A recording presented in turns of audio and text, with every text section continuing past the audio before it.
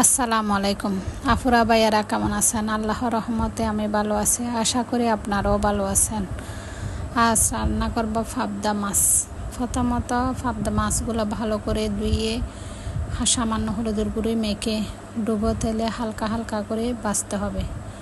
ভাজার শেষে তেলের পরিমাণ কমিয়ে সেই তেলের মধ্যে হাফ কাপ মতো পেঁয়াজ কুচি, 1 চা চামচ মরিচের গুঁড়া, হাফ চা চামচ হলুদের গুঁড়া দিয়ে সামান্য পানি দিয়ে ভালো করে কষাইতে হবে। কষানোর শেষে টমেটো ফালি আর কাঁচামরিচ ফালি দিয়ে আরেকটু কষিয়ে মাছগুলা দিয়ে ভালো করে আরেকটু কষাইতে হবে। কষানোর পর সামান্য করে উপরে পানি দিয়ে ছোটো করে রান্না করবেন। মাছ যখন একটু মাখা মাখা হয়ে যাবে উপরে ধনিয়া পাতা কুচি দিয়ে নামিয়ে পরিবেশন করবেন।